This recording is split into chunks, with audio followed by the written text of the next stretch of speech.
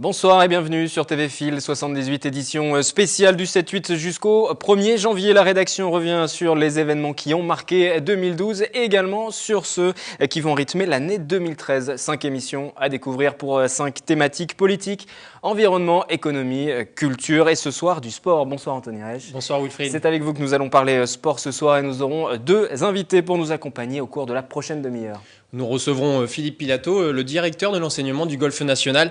Nous évoquerons avec lui la Ryder Cup que le golf de Saint-Quentin-en-Yvelines a eu pour 2018 et l'Open, traditionnel Open national qui se déroulera en juillet prochain. Et en deuxième invité, Yves Macheboeuf, le vice-président de la communauté d'agglomération de Saint-Quentin-en-Yvelines en charge des grands projets, commanditaire et pilote du projet sportif du Vélodrome, le futur son entraînement du cyclisme français. Yves Macheboeuf qui est déjà avec nous ce soir. Bonsoir à vous. Bonsoir.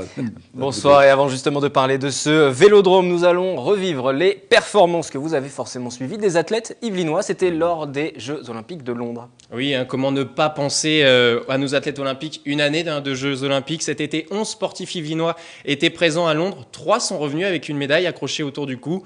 Quelques semaines après leur performance, ils étaient reçus par le président de la République à l'Élysée. Pour la première fois, athlètes paralympiques et olympiques réunis. Un sujet réalisé avec Patrick Jacques de Dixmude. C'est en quelque sorte leur récompense à eux. La photo de famille avec le président de la République, où le métal olympique brille de tout son éclat. Athlètes valides et handisport, ils ont tous porté haut les couleurs de la France aux Jeux de Londres. Les représentants yvelinois y ont décroché 4 médailles et ils ne voulaient pas manquer ce rendez-vous à l'Élysée. Oui, forcément très important. L'Élysée, c'est quelque chose de tout nouveau pour moi. C'était la première fois que je venais. Donc c'est vrai qu'on vient, on vient dans un premier temps en tant que curieux et puis on vient dans un deuxième temps en tant qu'athlète pour être récompensé par un discours de Monsieur François Hollande. Donc ça, c'est toujours quelque chose de très, très émouvant. Et j'en profite au maximum. Et le plus souvent, la médaille est à portée d'objectif. Je peux vous la montrer, elle est là. Donc voilà, vous avez la médaille d'argent des Jeux paralympiques de Londres. Elle est pas loin parce qu'on me la demande régulièrement, je fais quand même pas mal de photos avec, il y a beaucoup de gens qui veulent partager des moments avec cette médaille. Je pense que c'est quand même un objet qui est très précieux pour moi et qui le restera tout au long de ma vie. Après une compétition aussi unique que les Jeux, vient souvent le temps de la remise en question. Continuer ou pas, de vivre pour sa passion. Pour l'instant, je savoure tout ce qui se passe, là, tout ce qui m'arrive. Je vis pleinement le moment. Je me pose ensuite, je réfléchis et je prends une décision ferme et définitive.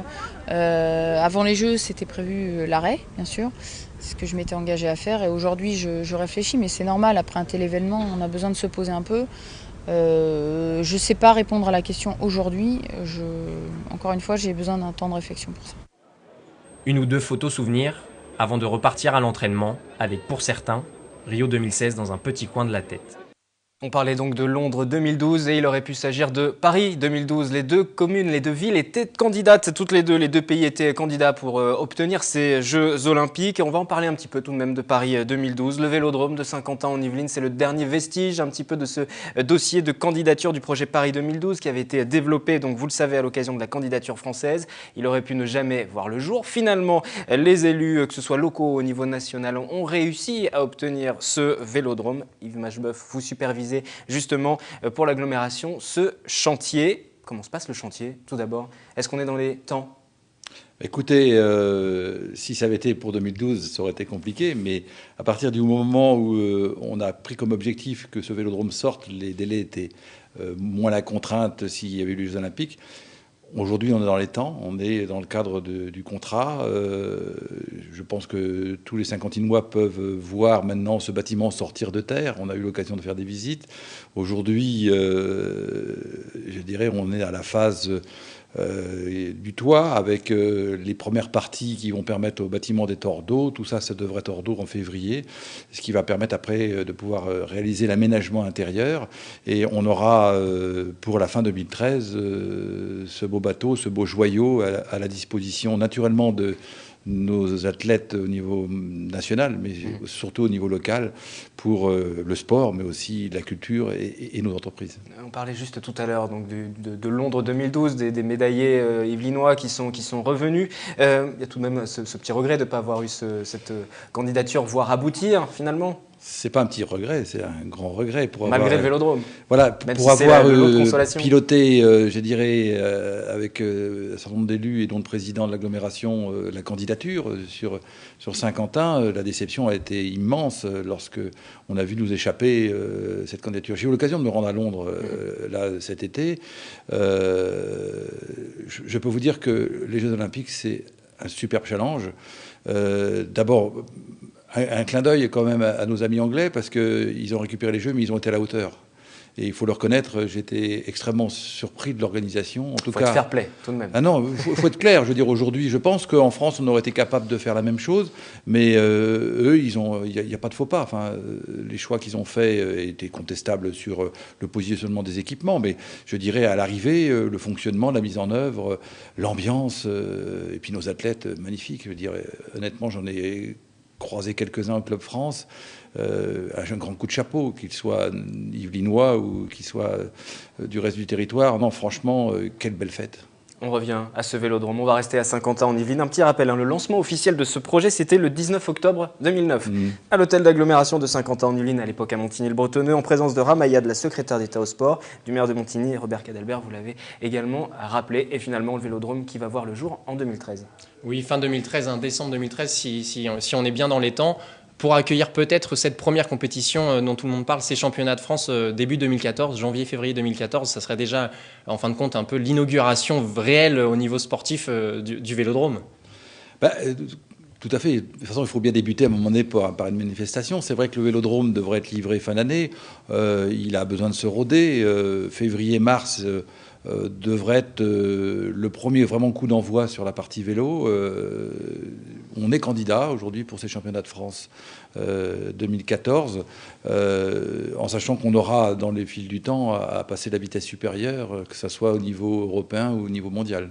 Et puis ce vélodrome, en son sein, il y aura une piste exceptionnelle de 250 mètres de long, avec un espace BMX couvert unique en Europe. Ça sera aussi le gros atout de ce complexe à Saint-Quentin-en-Yvelines. Alors bien sûr que c'est une piste olympique, mais elle a une spécificité, cette piste, parce que ça sera une piste à record, puisqu'elle est plus large que la plupart des pistes. Ça veut dire qu'on peut monter plus haut dans les virages, ça veut dire qu'on peut, sur beaucoup de records, améliorer les choses. Donc nous attendons avec impatience l'utilisation par les sportifs de cette piste. Et puis cette piste de BMX qui arrive à un moment donné où nos champions en ont vraiment besoin. Bien sûr, elle a une spécificité, c'est sa couverture. Ça veut dire que nos champions pourront s'entraîner toute l'année. La différence aujourd'hui des pistes BMX qui sont, dès qu'il fait mauvais temps, un peu plus compliquées à utiliser. Elles ne sont pas inutilisables, mais c'est plus facile d'avoir une piste couverte. Elle va répondre, à mon avis, à un besoin pour permettre à nos athlètes d'atteindre les sommets. Et justement, ce complexe qui est en construction, ce vélodrome plus la piste de BMX, certains champions français l'ont déjà visité. Oui, Grégory Boget notamment, les membres de l'équipe de France en octobre dernier ont pu enfin découvrir pour la première fois l'avancée des travaux de leur nouveau centre d'entraînement, leur nouvelle maison, un peu leur Clairefontaine à eux. Et nous avions suivi cette visite avec Élodie Moine. Un an après le lancement des travaux du vélodrome, dirigeants et membres de l'équipe de France rendaient visite ce mardi à leur futur quartier d'entraînement à Saint-Quentin-en-Yvelines. Comme on dit, mieux vaut tard que jamais. Voilà. Ça fait longtemps qu'on attendait un vrai vélodrome dans la région, donc non, c'est bien, c'est bien. Puis il y en aura d'autres en plus. Il y a quelques mois, c'était celui de Roubaix. Là, c'est Saint-Quentin, donc c'est bien, c'est bien. Et le chantier est dans les temps. Les tribunes qui entoureront la piste, avec une capacité de 5000 places, sont déjà construites. Au-delà du vélodrome, c'est un vrai Clairefontaine du vélo qui va poser ses braquets à Saint-Quentin-en-Yvelines. C'est un vrai centre national du cyclisme, au-delà même d'être un vélodrome, avec le siège de la fédération. Ici, ça vivra vélo, ça va respirer vélo, et les administratifs, les personnels vont pouvoir côtoyer les sportifs. Il y aura les vététistes, les dames, les pilotes de BMX, les pistards. La piste du vélodrome sera unique, de par la qualité de son bois sélectionné en Sibérie, mais aussi par son architecture qui favorisera les performances des pistards. 250 mètres de long sur 8 mètres de large, des dimensions pensées pour faire tomber les records. L'ouverture du vélodrome est prévue pour décembre 2013, avec de possibles championnats de France dès 2014. Mais en attendant, la visite s'est achevée par la soirée des champions, l'occasion de rendre hommage aux médaillés olympiques, mais aussi aux jeunes espoirs tricolores. Alors ce complexe exceptionnel va sûrement impulser une dynamique importante dans la région, sur la communauté d'agglomération, avec peut-être de nouveaux clubs de cyclisme qui vont se créer dans les prochains mois. Alors, d'abord, il est évident que cet équipement est d'abord avant tout un équipement pour permettre à notre élite de progresser, mais ça n'utilise que le tiers du temps. Des autres tiers, ça sera réservé naturellement à des activités d'ordre régional et local. Et j'espère que d'abord les clubs existants vont pouvoir se l'approprier, cet équipement, mais que ça fera naître, je dirais, d'autres dynamiques. En tout cas, l'écrin est là. On vient de terminer avec la Fédération française de cyclisme et puis le consortium qui gère le vélodrome Vélopolis. On vient de terminer, je dirais, les conventions de gestion, parce que si la construction elle est pour moi bouclée, on est dans la préparation de la gestion et on va rentrer dans le vif du sujet pour préparer les années à venir, pour permettre une appropriation de cet équipement à notre territoire. Juste pour conclure sur ce vélodrome, Yves Machebeuf, un sujet qui va peut-être fâcher tout de même, le vélodrome ne fait pas toujours l'unanimité. Il y a un collectif qui s'est monté, Vélodrame, pour jouer sur ce mot de vélodrome, qui milite notamment contre l'aspect du montage financier qui mélange public et privé, puisque c'est comme ça que le vélodrome va pouvoir voir le jour, et puis également l'aspect environnement aussi écologique qui est contesté. Quelle réponse vous pouvez leur apporter? Il y a eu de fortes contestations, des procès aussi.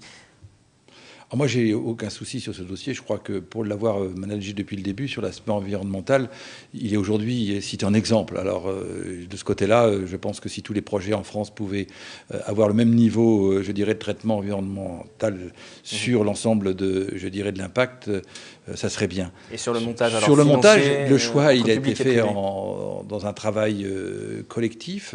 Plusieurs types de montages étaient possibles. Là, on est vraiment dans une démarche où le PPP s'imposait. Partenariat public-privé.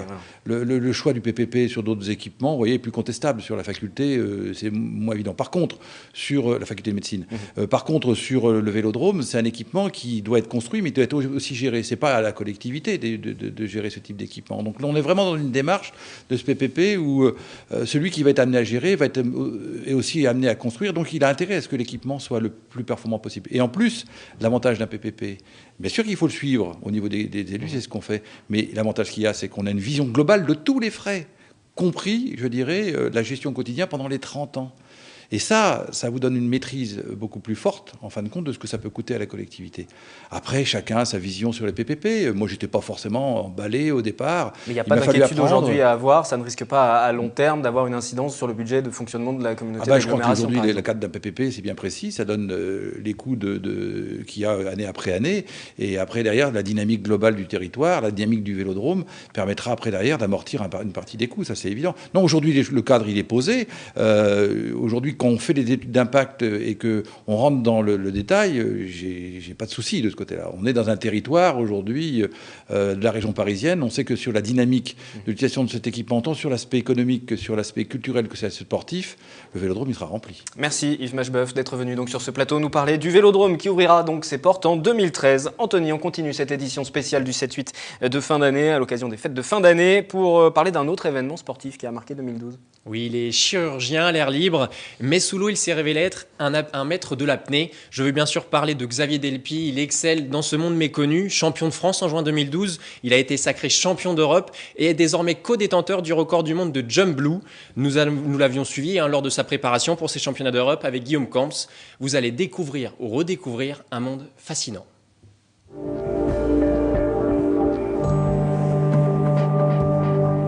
Bienvenue dans le monde du silence. Ondulé tel un poisson, le rêve de beaucoup, le quotidien des apnéistes.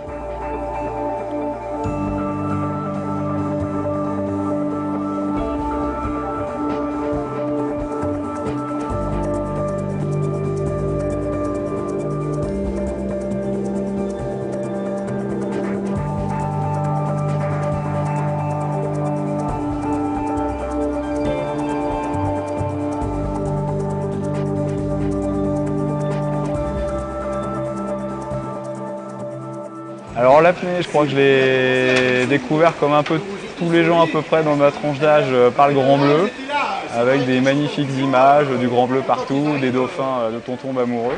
Xavier Delpy a découvert l'apnée il y a 2 ans et demi, un peu par hasard, lors d'une sortie dans la mer Rouge avec les dauphins. Depuis, ce chirurgien de 35 ans passe son temps libre sous l'eau.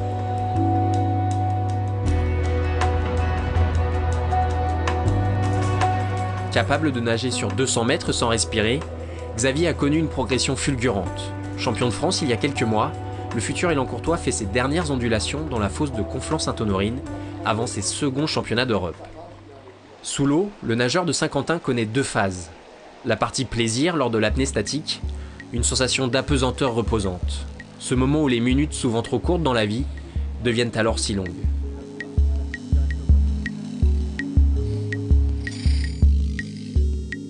Mais aussi le côté mental, où l'apnéiste doit se battre contre son corps. Et il y a cette deuxième partie qui commence, qui est ce qu'on appelle la phase de lutte, où là le corps a envie de respirer, et là c'est complètement l'inverse. C'est le mental qui doit distraire, qui doit faire penser à autre chose, qui doit prendre le pas sur le corps qui a envie de respirer. Il est très dans la tête. Mais bon, il y a quand même des problèmes de physiologie, parce qu'il y a un problème de circulation d'oxygène dans le corps. Et il y a des gens qui sont physiologiquement, c'est le cas de Xavier, physiologiquement différents. Donc qui ont une faculté de mieux gérer l'oxygène qu'ils ont. L'homme poisson ne se fixe pas de limite et compte bien monter sur le podium des prochains championnats d'Europe à Antalya en Turquie.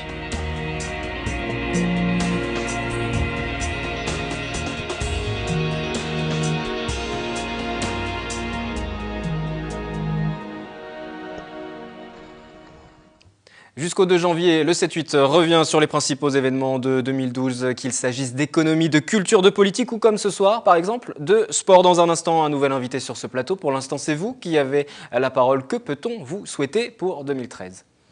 De bons résultats, du sérieux en cours, et puis de l'amitié, et une bonne relation avec mes amis, ma famille. La santé avant tout. Beaucoup plus de justice. Et que bon, il n'y aura pas trop de problèmes au niveau économique pour les gens, pour toute la société en fait. Voilà, et puis qu'on ait une certaine dose de chance également. Surtout la santé, quoi. Parce qu'après l'argent ça vient après ensuite, quoi. La santé et puis du travail pour tout le monde. Moi ce que je souhaite c'est que chacun puisse se sentir soit logé, puisse avoir ce qu'il lui faut pour vivre. Actuellement, on ne sait pas très bien où on va, mais on aimerait bien que chacun puisse vraiment être considéré pour une personne telle qu'elle est et qu'elle puisse avoir les moyens justement de s'en sortir. Le bonheur, la santé, la prospérité, la paix dans le monde.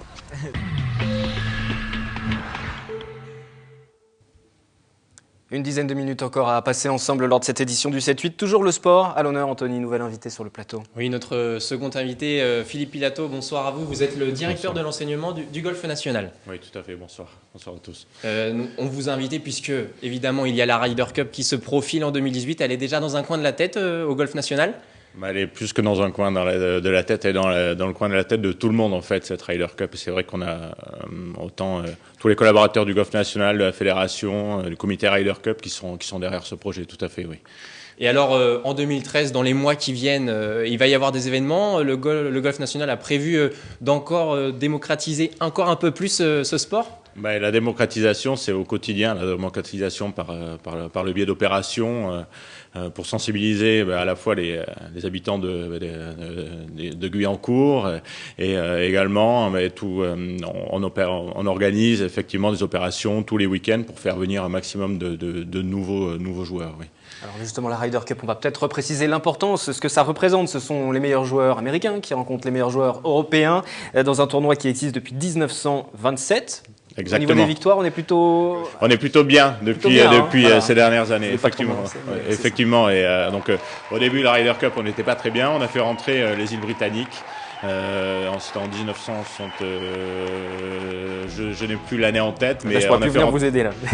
Vous ne pouvez pas m'aider. Là, je peux donc pas on a fait rentrer effectivement les îles Britanniques et depuis, voilà, l'Europe est plutôt devant. Oui. Et ça draine beaucoup de monde et c'est pour ça ce n'est qu'en 2018 en France, mais pour autant dès l'année prochaine, dès 2013, vous allez forcément continuer à parler de cet événement pour faire venir les gens massivement sur Saint-Quentin-en-Yvelines, leur faire comprendre que c'est important. Que c'est important, que c'est un gros projet. C'est vrai que c'est quand même le 3e événement qui est le plus suivi derrière les Jeux Olympiques et la Coupe du Monde de football, ce qui n'est pas rien. Ce sont des milliards de téléspectateurs.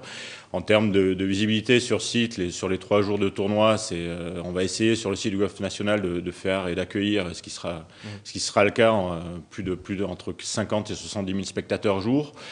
C'est à peu près 35 000 les jours d'entraînement, donc c'est vraiment beaucoup de monde et il y a vraiment une grosse ferveur.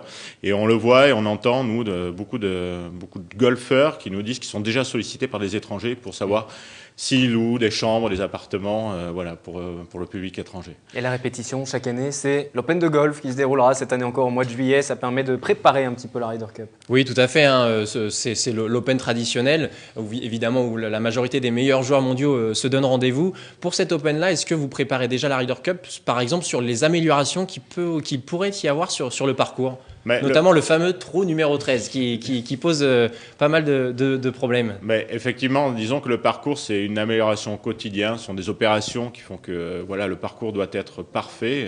Donc à la fois pour l'Alstom Open de France, bien sûr, mais également pour l'événement de 2018. Donc il y a beaucoup de travail, il y a beaucoup d'investissements, des collaborateurs qui évoluent sur le terrain. Et pour en revenir au trou numéro 13, effectivement, donc après, bon, c'est dans les tuyaux, mais il est de coutume de mettre en place et de proposer un trou spectaculaire lors de la Ryder Cup. Donc il y a le fameux trou numéro 10 au Belfry, et là, on va essayer de recopier cela. Ce qu'il faut savoir, c'est que le trou numéro 13 est un des trous les plus difficiles du parcours. Hein. Il y a de l'eau un peu partout, il y a des bunkers un peu partout, c'est très compliqué. Et là, le but, ça serait d'arriver sur le green en un coup. Presque. Voilà, c'est effectivement donner l'occasion à un joueur de prendre un risque. Soit de prendre le risque de toucher le green en un seul coup sur ce par 4, soit de jouer la sécurité. Et donc, s'il prend le risque de mettre la pression effectivement sur son adversaire, ce qui peut être, sur les derniers jours, ça peut être très très spectaculaire. Oui. Anthony, il y a une question, je sais que vous mourrez d'envie de la poser, pour savoir si oui ou non il y aura une grande tête d'affiche qui sera présente sur la d'affiche. Est-ce que Tiger Woods pourrait venir faire des swings du côté du Golf National en juillet prochain? Il est déjà venu, Tiger Woods, il y a quelques années, lorsqu'il était amateur, sur le site du Golf National. On croise les doigts pour que Tiger Woods vienne sur le site du Golf National et effectivement, on va tout faire pour qu'il soit là. Un pronostic, peut-être, alors, pour cet Open de golf qui se déroulera du 4 au 7 juillet à Saint-Quentin en Yvelines. Dernier Français, c'était 2011, hein, c'est pas si loin, c'était Thomas Levé. C'était Thomas Levé. Cette année, on va souhaiter un nouveau Français, pourquoi pas Raphaël Jacquelin, qui n'était pas si loin cette année. Voilà. C'est votre pronostic. Vous validez, on vérifiera ça au mois de juillet. Merci Philippe Pilato d'être venu sur ce plateau. Rendez-vous au Golf National, donc du 4 au 7 juillet pour suivre cet Open et ses grands champions, peut-être Tiger Woods. En tout cas, TV Phil 78 vous en parlera. Anthony, un dernier sujet à présent pour refermer cette édition spéciale sport. Oui, on va aller du côté des rings. Champion de France des super moyens en juin dernier, Adila Mohammadi, le boxeur d'Elancourt, avait l'opportunité de combattre pour la ceinture de champion d'Europe face à l'anglais James Digal, ancien champion olympique chez les amateurs en 2008. C'était le combat de sa vie et j'ai pu suivre sa préparation il y a quelques semaines. Et dire qu'il y a 3 ans, Adila Mohammadi a failli raccrocher les gants. À 32 ans, le boxeur élancourtois est face à son plus grand défi, conquérir la ceinture de champion d'Europe des super moyens. Mais ce qui l'attend est presque l'Everest de sa catégorie. Le jeune anglais James Digal, champion olympique amateur à Pékin. L'envie, ça va être dans un premier temps pas forcément de le détruire, non, l'envie ça sera tout simplement de gagner et de rentrer avec la ceinture. Ça va être ma première envie. Et je suis parti pour faire mes 12 rounds, si on peut en faire moins, on en fera moins. Lassé du monde de la boxe amateur, il rencontre Antoine Faroudjian en 2009. À ses côtés, le boxeur élancourtois connaît une ascension fulgurante. Des premiers matchs de gala, à la victoire en Coupe de la Ligue jusqu'au titre de champion de France il y a quelques mois, tout va très vite pour ce directeur de centre de loisirs, mais il reste les pieds sur terre.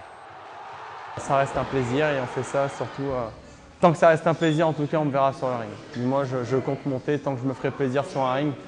Et je me ferai plaisir en venant à la salle, je continuerai à boxer, quoi. 1m83 pour 76 kg, ce boxeur d'origine comorienne possède un physique atypique. Son envie et sa rage de vaincre peuvent rivaliser avec l'expérience du Britannique, vainqueur par KO 9 fois sur ses 12 victoires.